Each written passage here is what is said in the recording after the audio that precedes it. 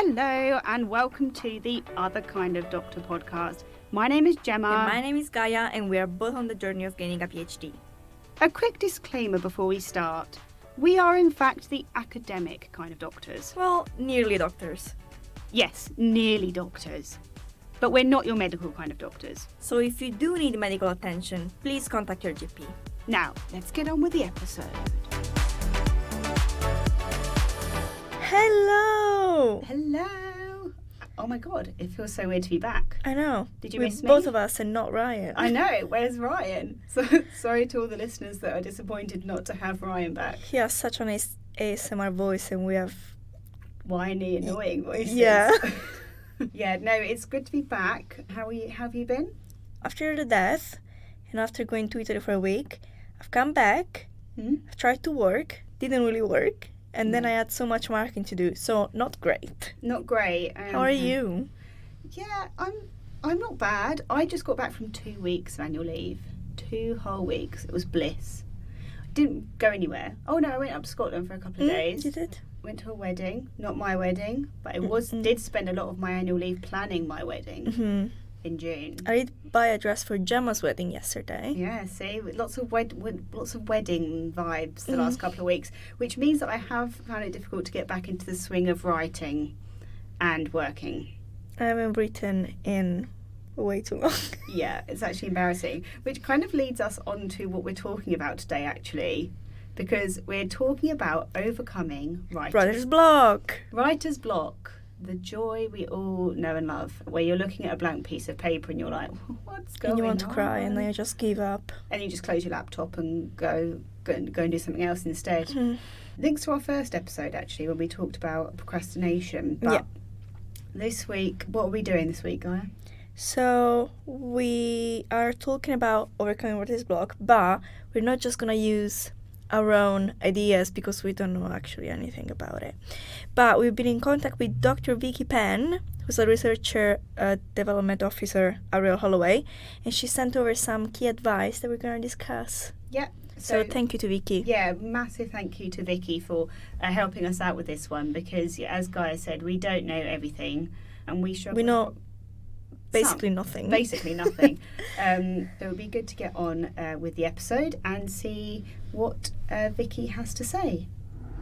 Cool. So the first thing that Vicky said was to avoid the blank page as much as possible. Easier said than done. Easier said than done, but she said that we need to write a chapter plan, then write a list of like headings and arrange these in some sort of like logical order, and then write a sentence or two for each section, make some notes, bullet points, key points to include, just to give you kind of like a rough idea of where you need to go and what you need to do for that section of writing, which is quite a good so thing. Basically, instead of staring at a blank page and trying to come up with everything you need to write, just plan it first. So I've started doing that during my master's, because before that I will just like try to write the entire thing right from the beginning. Yeah. Oh, it did not go well. No, I bet.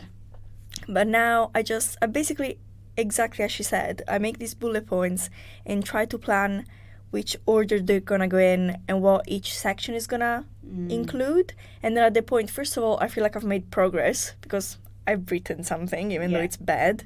And then I already know what I need to write, so it's less scary going into it. Yeah. Anyone who starts a piece of writing from the first word, it baffles me. No. I can't do that either. It's like the SpongeBob meme where he writes the very big. That was me in undergrad. So a second piece of advice that she gave us is free writing, which I had never heard of before this, but Gemma did, which is basically take 3 to 5 minutes to set your motivation for the writing session and try to write continuously about what you'll be writing today, why it's important, any challenges, etc.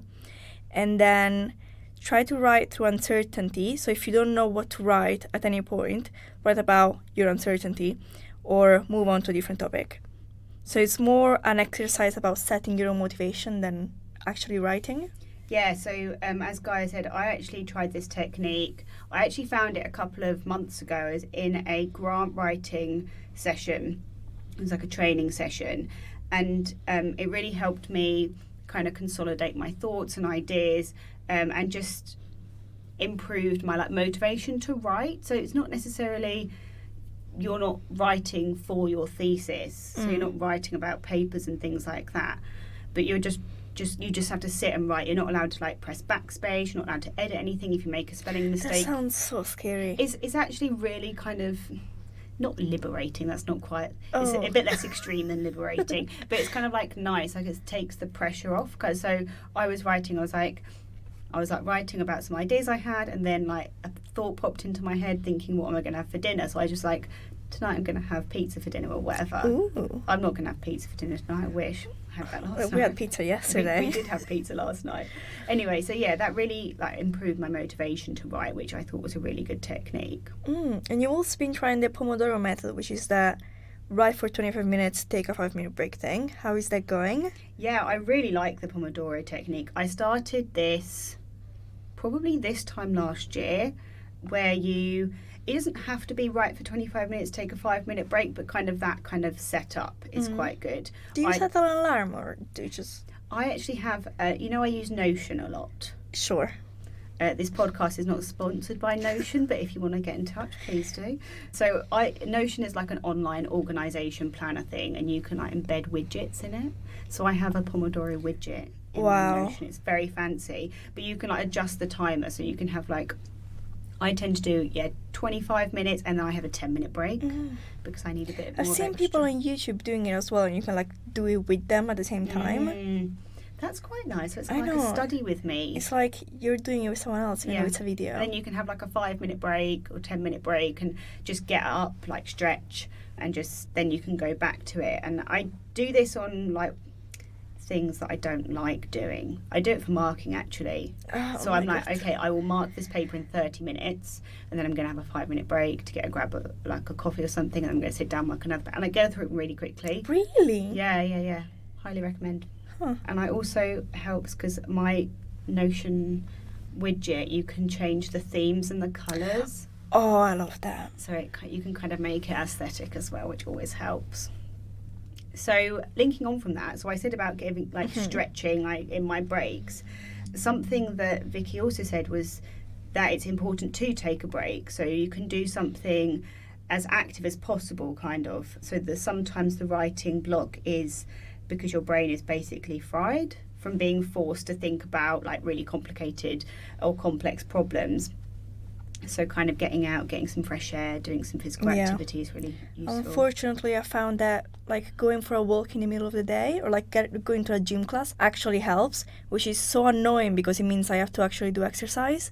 But it's like while you're doing the gym class, it's like your brain stops like obsessing over the problem, and then it somehow just solves it.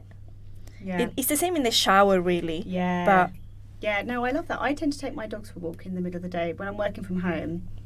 I think that's the good thing about flexibility in like working. 100%. Is that you can just, if you need to, take a break from really complicated, thoughts that you've been having, just to kind of go out and just go for a walk at 4 p.m. Yeah, lovely. Is that the middle of the day? I'm switched off by 4 p.m. Okay, go for a walk at 11 a.m. Unless you have a meeting, in that case, don't go for a walk. But it helps. So another suggestion that Vicky gave us was you don't actually need to write in chronological order.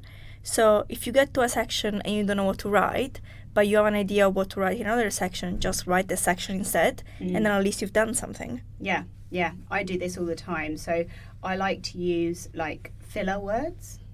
So something that I used to get stuck in all the time was I'd be writing and I almost knew of a reference that I needed to put in, and I knew what the paper said or something, but I couldn't think of the names off the top of my head. So rather than going and finding the paper and taking ages to do that, I would just like write ref. Yeah. Have you ever forgotten the ref in instead of putting the reference? No, I tell you what I do. I do Control F, so like a navigation in Word, and write ref. That's smart. Just to double check that I've not left anything in. Otherwise, that would be embarrassing. See, I just make them bright red, so when I go through it, I make them red as well. Or I do this when I'm writing research papers as well. So if I'm writing the introduction, but I've got an idea of some. Like if I just want to I'm like, oh yeah, but this needs to link to my hypothesis. What's my hypothesis again? I'll go to the end of the introduction. It's concerning, you don't know your hypothesis. Listen, Don't judge me.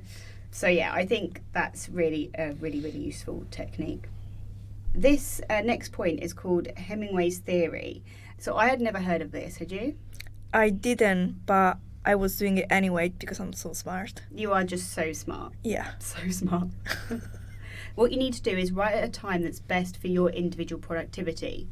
So I think the point of this is you stop when you know what's going to happen next. Yes. So almost like you don't finish a sentence, or you know your next sentence is going to be. Gaia, apparently you do this all the time. What do you do then? Yeah. So when I write and I have to like go on a lunch break, I don't stop when I finish like a paragraph. I stop in the middle of it. So then when I have a little bullet point of what I'm gonna say next, and then when I come back, I know exactly what I'm gonna write. And also, I don't feel like the daunting feeling of going back to writing because I know what I'm gonna write. So it's less like anxiety-inducing. It takes quite a lot of motivation to do that, because I get like panicky when I'm in that writing moment. I'm like, I need to like finish all of the thoughts that are in my head. That's why I write the bullet points. It's like 3 words, and then when you go back, you just actually write it. Okay. Oh, well, I might have to give that a go, even though I clearly am having some problems with my brain thinking today. It's just late. So the next 2 points kind of link to our previous episode on procrastination. So if you haven't listened to that, go back and listen to that. It was episode 1. Can you believe that? Yeah, we were so young and naive back then, 2 months ago. It's more than 2 months ago. It was in January we recorded that. Jesus. I know. So the first point is to break the task down into smaller steps. So don't say I'm going to write the whole of my literature review today, because that's obviously not going to happen. Yeah. You're going to say, okay, I'm going to write this specific part of my literature review, and I'm going to do it in 3 paragraphs. Yeah. And the second point is build a community of support and accountability. And this also we talked about.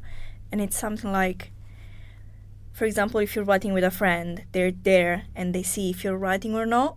So you can't really just go on your phone and watch TikToks instead. Yeah, exactly. And also I think it's nice to talk to somebody who might also be struggling with like writer's block. So for example, we both just said at the beginning of this episode that we've come back from annual leave and we're like, oh, I don't know what to do. Sorry to my supervisor who might be listening to this. But yeah, I think it's nice to be able to have that support and community, and to be able to be like, you know, I haven't written in ages either. You know, I'm finding it difficult to get back into the swing of things. So now we actually have advice from 2 authors. Woohoo! Authors, yeah, lovely. Yeah. The first author is called Rachel Aaron, and she wrote this article called How I Went from Writing 2,000 Words a Day to 10,000 Words a Day. Now, before you panic, she's writing fiction. She's not writing scientific papers. That's why she writes so much. That's exactly what I thought when I looked at that. I was like, sorry, this woman is writing 10,000 words a day? No, it's for fiction writing. Which makes more sense. But it does apply for your PhD thesis, doesn't it? So her point is that there are 3 main bits to writing 10,000 words a day, which is knowledge, time, and enthusiasm. So knowledge is basically what we just talked about, which is just know what you're going to write. So instead of writing a difficult scene in detail, just write the bare bones of it and then come back to it later when you know what you're going to write about it. Okay. The next point was time. So keeping records for how long you write for and how much you write, regardless of like the quality of the work. So keep a running word count of the chapter or your section. It can help you see what techniques are working for you and what isn't working for you. Yeah, and the final bit is enthusiasm. And she talks about this, saying that sometimes when she doesn't really want to write, she just goes on and writes the scenes that she was really excited to write since starting the book, like love scenes. But of course, there's no love scenes in my thesis, unfortunately. So maybe just think about how excited you were about writing your thesis when you first got the news that you were gonna do a PhD. Yeah. Maybe include a love scene in your thesis, I don't know. I guess it depends on the topic. I'm gonna do that. I don't think it would be appropriate for forensic psychology. No offense, Gaia. So we've also got another person who wrote a blog about having writer's block, and her name was Catherine Firth, and she talks about writing and this problem called the perfect sentence vortex. Mm-hmm. So it goes along the lines of, does this sound familiar? You sit down and write, you read over your notes to work out what you're going to say and check up a couple of articles. You write a sentence and then you go back and you rearrange the sentence. Then you enter your bibliography or your reference, and then you go and find another article to support your sentence, and then you're tweaking and polishing the sentence, and 3 hours later you've still only written one sentence. Yeah. So to get over this, although it's kind of like a never-ending cycle, what you need to get used to is bad work, essentially. Right. Without going back and polishing every word. Yeah. So lengthening your writing phase. So there's different phases. You've got your writing phase, and you've got your editing phase, and then you've got writing, editing, and things like that. Mm-hmm. Lengthen the writing phase and then just do all of your editing in one go. That's what I learned to do after years. Yeah, same. Okay, that's it for today in Hope terms this was of helpful. our area on writing block.